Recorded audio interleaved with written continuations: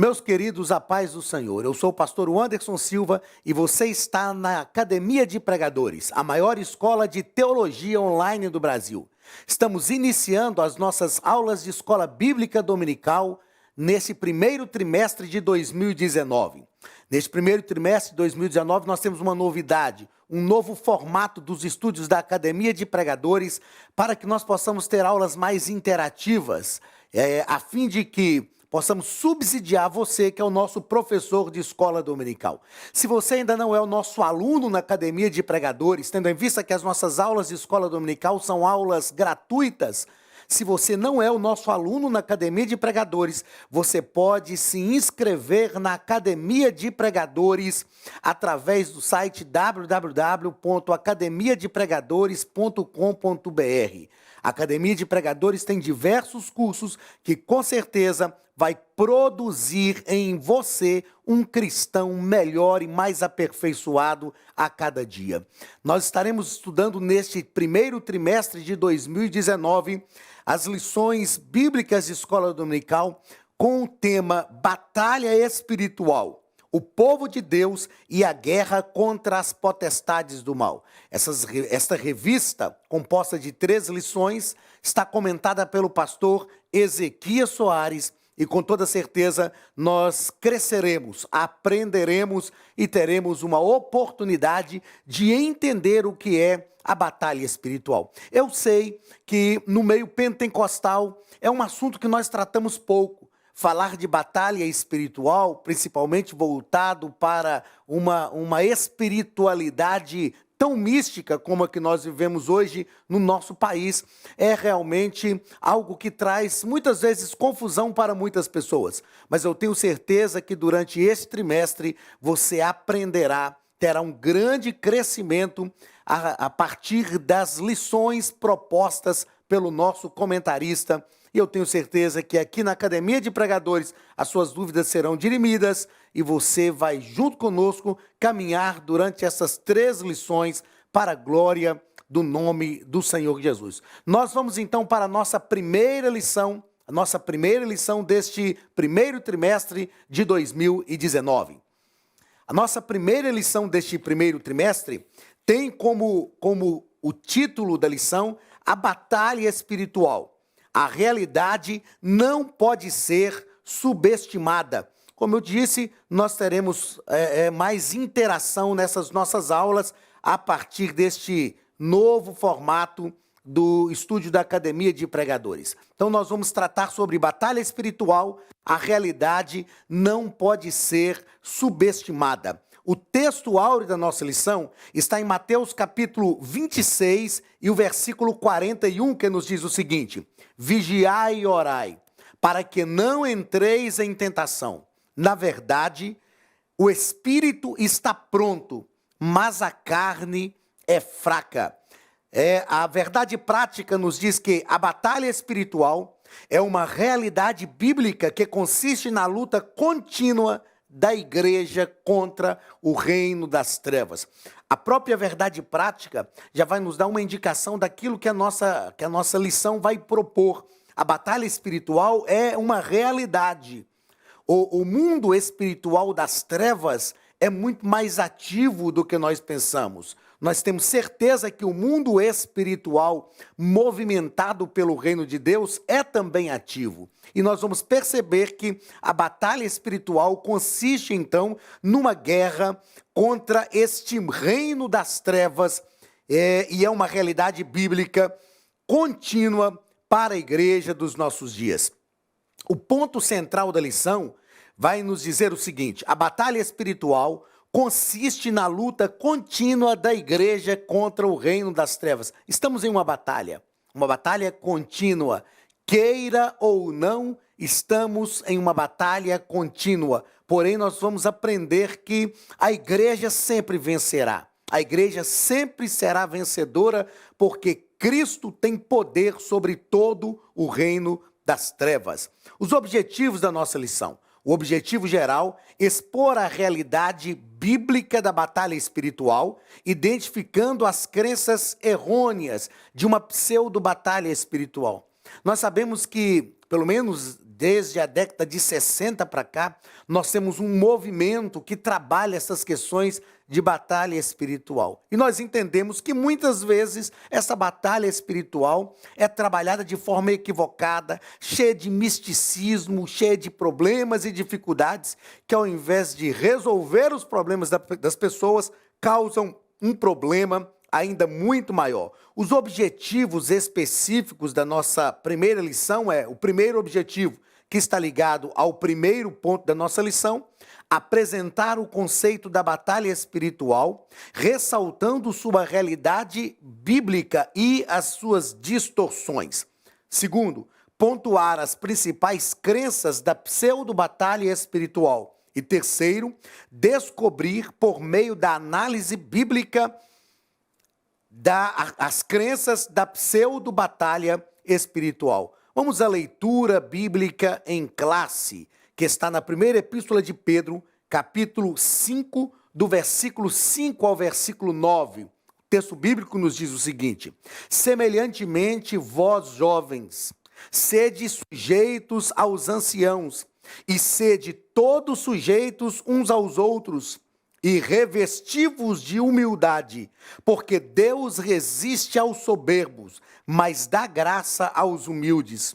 Humilhai-vos, pois, debaixo da potente mão de Deus, para que a seu tempo vos exalte, lançando sobre ele toda a vossa ansiedade, porque ele tem cuidado de vós. Sede sóbrios, vigiai, porque o diabo, vosso adversário, anda em derredor, bramando como um leão, buscando a quem possa tragar, ao qual resistir firmes na fé, sabendo que as mesmas aflições se cumprem entre os vossos irmãos no mundo. Sabendo que as mesmas aflições se cumprem entre os vossos irmãos no mundo. Meus queridos, quando nós paramos para pensar, para falar sobre essas questões de batalha espiritual, como eu disse, uma coisa muito importante para nós analisarmos é a espiritualidade ou o tipo de espiritualidade que nós vivemos no meio pentecostal e, enfim, na profissão de fé evangélica no nosso país. Nós sabemos que nós fomos colonizados pelo catolicismo romano e depois vieram os escravos para o nosso país e já encontraram aqui também os habitantes nativos, que eram os índios. Então nós temos aqui pelo menos 3 tipos de religiosidade envolvida. A religiosidade católica romana, a religiosidade indígena, que já estava presente no nosso país, e a religiosidade ou a espiritualidade das religiões afro, que vieram juntamente com os escravos. Tudo isso, quando nós fazemos uma análise da espiritualidade brasileira por um prisma social, nós vamos perceber que tudo isso tornou a nossa espiritualidade muito mística. Nós precisamos entender que a espiritualidade ela é mística. Ela não pode ser totalmente envolvida por um misticismo exacerbado que vai trazer grandes problemas para a vivência prática desta espiritualidade. E é sobre isso que nós vamos tratar quando falarmos sobre a pseudo-batalha espiritual. Então, o comentarista, pastor Ezequiel Soares, nos coloca aqui já na nossa introdução que existe desde 1960 uma onda extravagante, que surgiu em 1960, existe então uma onda extravagante que vai tratar das questões de batalha espiritual. O grande problema é que essa pseudo-batalha espiritual, ela é tratada como se nós estivéssemos sempre perdendo esta batalha. Como se nós tivéssemos sempre que fazer um sacrifício, sempre que oferecer alguma coisa para que nós ganhássemos esta batalha. O que nós precisamos entender é que a própria palavra de Deus nos afirma que somos mais do que vencedores. Estamos em uma batalha, porém, somos mais do que vencedores. No nosso primeiro ponto, o pastor Ezequiel Soares vai tratar sobre a batalha espiritual. E no primeiro parágrafo, ele vai falar sobre o conceito de batalha espiritual. Ele vai fazer uma abordagem aqui no corpo do nosso comentário, que existem seres malignos e espirituais que desde o princípio conspiram contra Deus e contra a humanidade para destruição e caos no mundo. E isto é a batalha, esta é a batalha espiritual. Seres que conspiram contra Deus e que querem provocar o caos no mundo. Nós sabemos que a igreja é a agência do reino dos céus na terra. E a partir disto, a igreja é que milita, a igreja é que luta.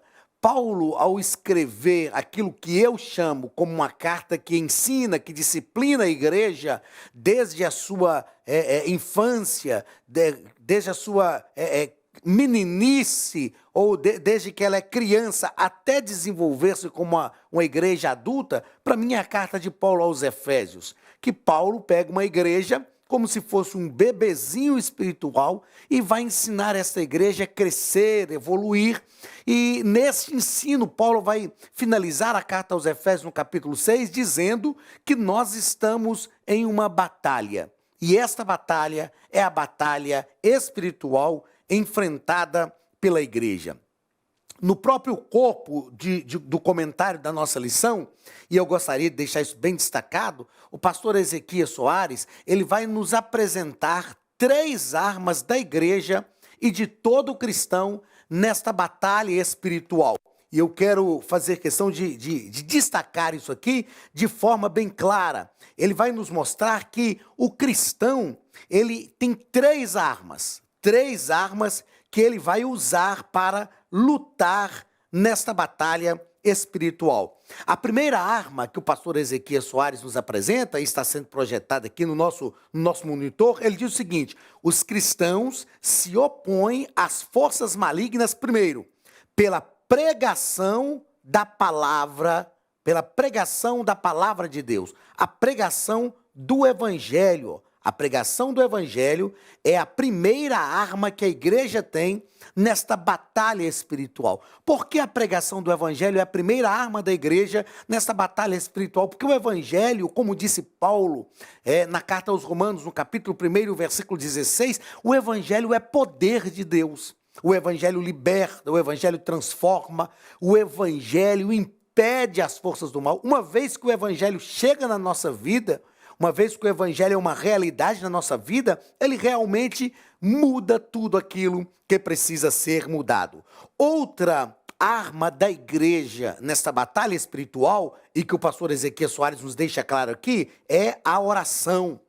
A oração é uma arma que a igreja tem, ela milita. Através da oração, nós realmente podemos vencer o poder das trevas. Através da oração, nós buscamos a ajuda dos céus para nos fortalecermos e vencermos. A oração não pode faltar na nossa vida. A oração nos dá poder, a oração nos dá força, a oração nos sustenta, a oração nos faz prevalecer.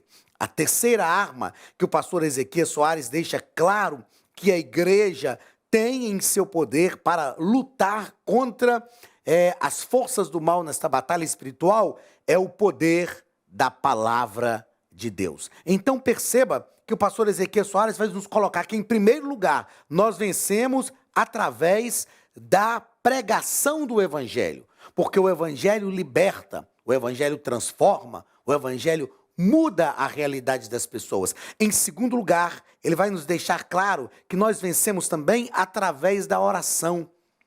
Por isso nós devemos orar. Por isso a Bíblia diz que nós devemos orar sem cessar.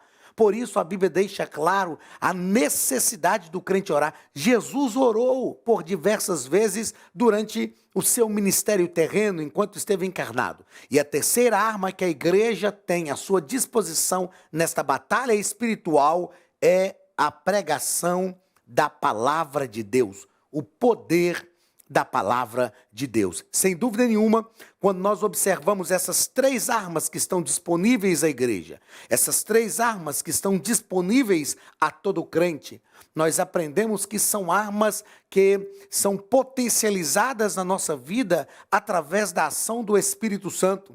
Através da ação do Espírito Santo, nós temos condições de viver o Evangelho, de pregar o Evangelho, que é transformador. Através da ação do Espírito Santo, nós somos levados à oração. E através da ação do Espírito Santo, nós temos condição também de vivenciar, de desfrutar do poder da palavra de Deus.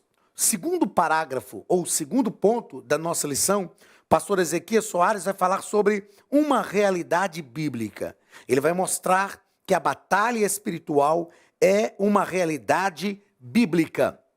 E ele vai deixar claro algo que é transformador para a nossa própria vida. O pastor Ezequias Soares vai nos deixar claro que esse sofrimento que o crente enfrenta, ele é um sofrimento por causa desta contínua luta espiritual. Então perceba que há uma contínua luta espiritual que envolve a vida da igreja. E o pastor Ezequias Soares vai nos dizer o seguinte: perceba que o que ele diz neste ponto, ó, este sofrimento resulta da nossa contínua luta espiritual contra o pecado e contra o indiferentismo religioso. Aqui está uma razão da igreja estar numa constante batalha. Há uma contínua luta que envolve a vida da igreja. E sem dúvida nenhuma, isso traz um sofrimento. O que nós precisamos entender é que este sofrimento não é um sofrimento contínuo. O que nós precisamos compreender é que nós estamos em vantagem, porque somos mais do que vencedores. Estamos numa luta, sem dúvida nenhuma, numa luta acirrada. A batalha espiritual é uma realidade bíblica, porém, Paulo nos ensina que somos mais do que vencedores em Cristo Jesus, porque Ele é aquele que nos amou. O que não é batalha espiritual? O que não é a batalha espiritual? Nós vamos tratar aqui daquilo que é muitas vezes confundido nos nossos dias como batalha espiritual e que na verdade não é uma batalha espiritual. Há uma visão equivocada que trata-se de uma cosmovisão muito abrangente, olha, é o que eu quero destacar aqui, ó. Trata-se de uma cosmovisão abrangente de culturas antigas, como a Mesopotâmia e o Egito. Nesta época da Mesopotâmia e do Egito, o mundo era um mundo cheio de forças ocultas, onde os homens viviam procurando se proteger do poder de deuses malévolos. Então, esses deuses da antiguidade, deuses egípcios, deuses da Mesopotâmia, que era a região da Babilônia, eram deuses que se iravam, e o homem precisava estar sempre se protegendo deles. E infelizmente, esta cosmovisão equivocada chegou até os nossos dias. Existem pessoas que veem uma batalha espiritual onde eles precisam estar sempre fazendo alguma coisa. E aí vem os aproveitadores da fé para exigir que nós ofereçamos sacrifícios para que esta batalha seja vencida. Nós já observamos agora há pouco as 3 armas que estão disponíveis à igreja para vencer a batalha, que são a pregação do evangelho, a oração e o poder da palavra de Deus. Não são os sacrifícios que nós fazemos que nos faz vencer essas batalhas. Os sacrifícios que nós fazemos são importantes para manter a nossa comunhão com Deus. E então esta batalha vai ser vencida pelo crente que confia no Senhor e que acredita que estamos numa batalha real, porém somos mais do que vencedores. No segundo ponto da nossa lição, o pastor Ezequias Soares vai tratar sobre as principais crenças. Segundo ponto, ele vai tratar sobre as principais crenças da batalha espiritual. Dentro dessas principais crenças, ele vai falar sobre 3 coisas. 3 coisas importantes. Primeiro, o mapeamento espiritual. Pessoas que acreditam que existem demônios que são responsáveis por território. Então vai tratar sobre essa questão do mapeamento espiritual. Em segundo lugar, ele vai falar sobre a questão da maldição hereditária. E em terceiro lugar, o pastor Ezequias Soares vai falar sobre crentes endemoniados. E ele coloca isso entre aspas para que a gente entenda, é possível o crente realmente ficar endemoniado? Quando nós tratamos do mapeamento espiritual, nós precisamos entender que as pessoas que falam deste mapeamento espiritual, elas acreditam que o evangelho só pode prosperar, permita-me voltar, eles pensam o seguinte, o evangelho só pode prosperar nessa questão do mapeamento espiritual se houver alguém que tem muito poder de Deus para orar e expulsar esses demônios. Olha, o evangelho só pode prosperar nesses lugares quando alguém cheio do Espírito Santo expulsar esse espírito maligno. Queridos, nós precisamos entender que o evangelho é poder de Deus. O apóstolo Paulo disse isso, não me envergonho do evangelho, porque ele é poder de Deus. Na verdade, é o evangelho que concede poder ao ser humano. Não é um ser humano ultrapoderoso que vai chegar em uma região e expulsar os espíritos malignos para que o evangelho possa prosperar. O evangelho tem poder de prosperar em lugares inóspitos. O evangelho ele é poder de Deus para mudar a realidade das pessoas. Quando nós tratamos das questões de maldição hereditária, nós vamos entender também que as pessoas que defendem essa questão da maldição hereditária vai afirmar que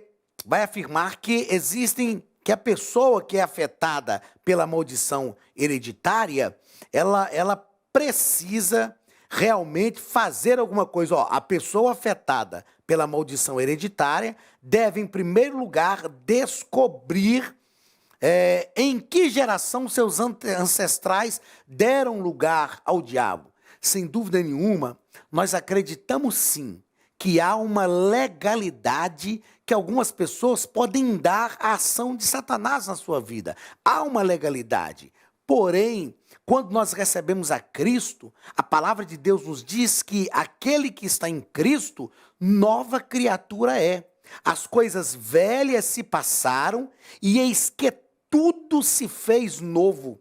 Se tudo já é novo na nossa vida, se nós já fomos renovados, transformados, regenerados, libertos pelo poder do evangelho, isso quer dizer que não há na minha vida, uma vez que eu estou em Cristo, oportunidade para que nenhuma maldição hereditária, para que nenhuma legalidade que um ancestral, que um antepassado deu ao diabo na sua vida ou na família, possa prosperar. Então, esta visão de batalha espiritual como maldição hereditária vai de encontro e se choca com o que é a realidade do evangelho. Outra coisa importante a considerarmos também, nesse ponto que o pastor Ezequiel Soares nos deixa muito bem colocado, é em relação a crentes ficarem endemoniados.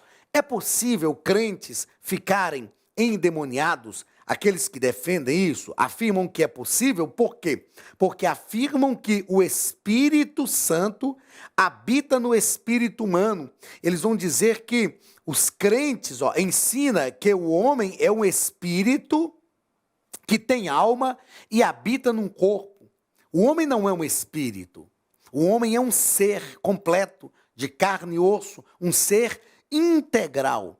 E é preciso nós compreendermos que para que nós sejamos verdadeiramente seres humanos, que é isso aqui, o que é ser o homem, o autor, o escritor Ralph Smith, no seu livro Teologia do Antigo Testamento, ao tratar sobre o homem, ele vai deixar claro que o homem é um ser integral. O homem é um ser integral. Então, para que o homem exista, ele existe na convergência, no encontro de corpo, alma e espírito. Os que defendem que o crente pode ser endemoniado, acreditam que o homem é o espírito que tem alma e habita num corpo.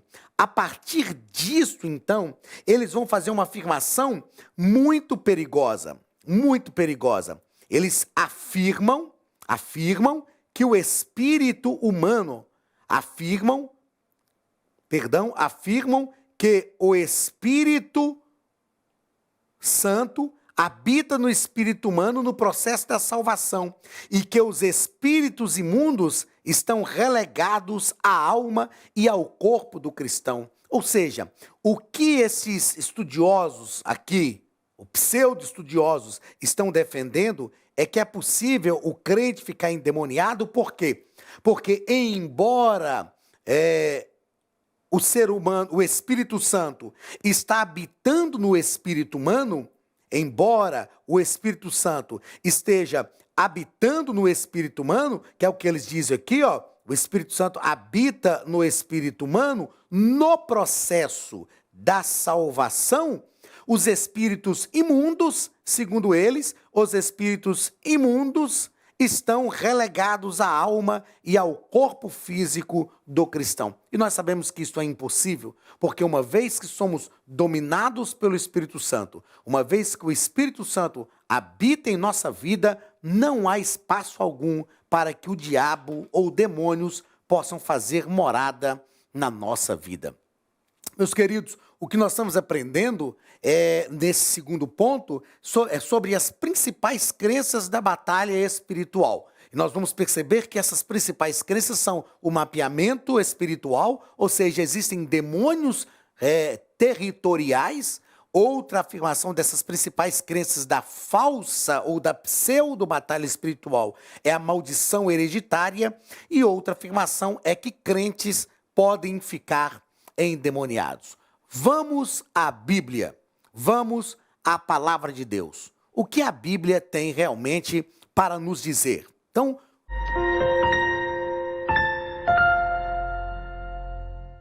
faça cursos completos de teologia, hebraico bíblico, preparação para a escola dominical. Estude a palavra de Deus com mestres capacitados. Elienay Cabral, Josué Brandão, Cláudio Gama, Alain Brizotti, Benhur Lopes, Elias Torralbo, Eduardo Reis e muitos outros professores. Seja um pregador mais capacitado para pregar o Evangelho. Tenha acesso ilimitado a todos os cursos online por apenas R$ 49,90 mensais. Venha estudar na Academia de Pregadores, a maior escola de teologia online do Brasil. vamos à palavra de Deus. Pastor Ezequiel Soares nos coloca no primeiro ponto desse terceiro parágrafo, ou no primeiro parágrafo desse terceiro ponto, sobre o mapeamento espiritual. As argumentações que são feitas em relação ao mapeamento espiritual estão ligadas a Daniel capítulo 10, versículo 13, quando a Bíblia fala sobre o príncipe da Pérsia. A Bíblia está fazendo aqui uma alusão, são citações que eles fazem fora de contexto. A Bíblia está falando sobre o príncipe do reino da Pérsia como alusão a Satanás. A palavra de Deus vai nos mostrar também em Marcos capítulo 5, versículo 10, sobre o endemoniado gadareno, quando os demônios rogaram que não fossem enviados por Jesus para fora daquela província, pediram que fossem autorizado por Jesus que eles entrassem em porcos. Então não está falando também de demônios territoriais, até porque o Deus que nós servimos tem poder sobre toda a terra. E os demônios, nós estudaremos em lições à frente, são também espíritos e podem atuar em todos os lugares. Eles não estão restritos a essa questão geográfica. Não são onipresentes, mas eles podem se deslocar em qualquer circunstância, em todas as situações. Segundo parágrafo deste terceiro ponto, sobre a maldição hereditária. Nós já falamos que quando alguém se converte a Cristo, esta pessoa é nova criatura e o poder das trevas não operam sobre ela. As coisas velhas se passaram e eis que tudo se fez novo. Sobre a possibilidade, terceiro parágrafo do terceiro ponto, sobre a possibilidade de o cristão ser possesso. Esta possibilidade é descartada uma vez que Cristo habita em nós. O Espírito Santo habita em nós, uma vez que nós somos propriedade exclusiva de Deus e temos o Espírito Santo na nossa vida, então não há lugar em nós para a habitação de espíritos malignos. Quarto parágrafo do terceiro ponto.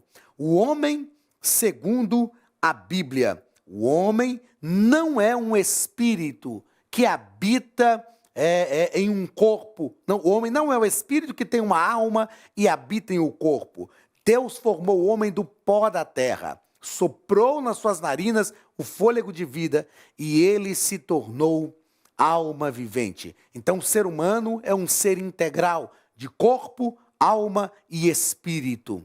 Assim como nós não podemos sobreviver sem nenhum desses elementos, não existe um corpo que sobrevive sem alma e espírito. Não existe uma alma penada que não esteja num corpo e não seja alimentada por um espírito. E não existe um espírito que anda transitando sem rumo se ele não estiver num corpo e ligado aos sentimentos de uma alma. Então somos seres humanos integrais e por isso todas as coisas que acontecem na nossa vida acontecem nesta plenitude da vida humana. Queridos, existem algumas considerações que eu julgo muito importantes a se fazerem em relação a essa batalha espiritual. A realidade não pode ser subestimada. Primeira consideração, a batalha espiritual não pode ser um caminho de misticismo onde muitos trilham. Existem pessoas que estão sempre amedrontadas, sempre oprimidas nesta batalha espiritual, na verdade andando por um caminho de misticismo. Acreditam que estão sempre sofrendo ataques diretos de Satanás contra a sua própria vida e parece que essas pessoas pensam que só elas são alvos do diabo. Eu fico vendo algumas pessoas que já chegaram para mim e disseram, olha pastor, o diabo quer destruir a sua vida. E eu pergunto, qual é a novidade nisto? E as pessoas vivem amedrontadas por esse misticismo. O diabo se levantou com uma fúria muito grande contra a minha vida. A Bíblia diz que ele vem senão para roubar, matar e destruir. O diabo está sempre com muita fúria sobre todos os seres humanos. Então essa batalha espiritual tem que ser vista como uma realidade, mas uma realidade que pode ser vencida a partir do momento que Jesus é o nosso Salvador. Não é um caminho de misticismo. Segunda coisa que eu acho importante a se considerar é que a batalha espiritual não pode ser desculpa para a falta de responsabilidade humana. Este é um ponto muito importante. Existem pessoas que vivem dizendo que estão sofrendo porque estão sendo atacadas numa batalha espiritual, mas esquecem ou se esquecem daquilo que é a responsabilidade humana. Ou seja, a minha família vai ser atacada? Vai, mas eu tenho uma responsabilidade humana. A minha vida financeira pode ser atacada nesta batalha espiritual? Sem dúvida nenhuma, mas eu preciso ser um bom administrador financeiro.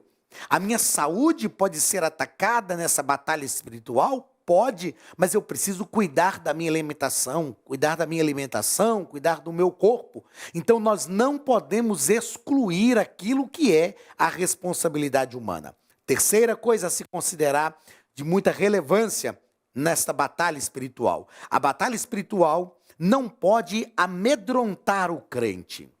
A batalha espiritual não pode amedrontar o crente. Existem pessoas que vivem amedrontadas, pessoas que vivem aprisionadas pelo medo o tempo inteiro, medo de demônios, medo da ação de Satanás, medo de enfermidades oriundas desta batalha espiritual. Nós precisamos entender que nós servimos ao Rei dos Reis e Senhor dos Senhores.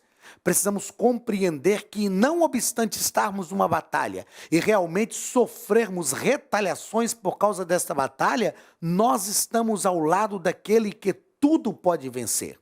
Quarta consideração que não foi feita pelo comentarista nesta lição, mas que eu julgo ser importante a se fazer. A batalha espiritual não pode ser ferramenta para os exploradores da fé.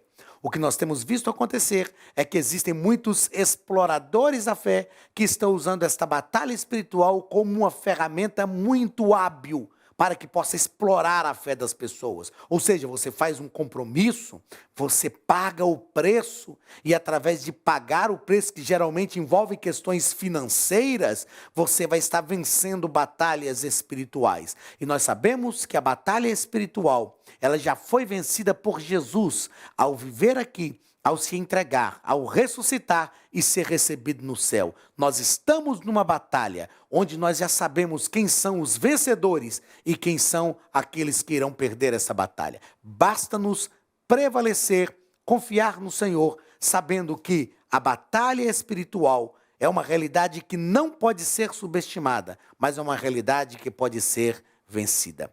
Meu querido, chegamos ao final da nossa primeira aula, a lição introdutória deste primeiro trimestre de 2019. Foi um prazer ter você conosco e que Deus possa abençoar a sua casa e a sua família. Receba um abraço do pastor Anderson Silva e da Academia de Pregadores, em nome de Jesus.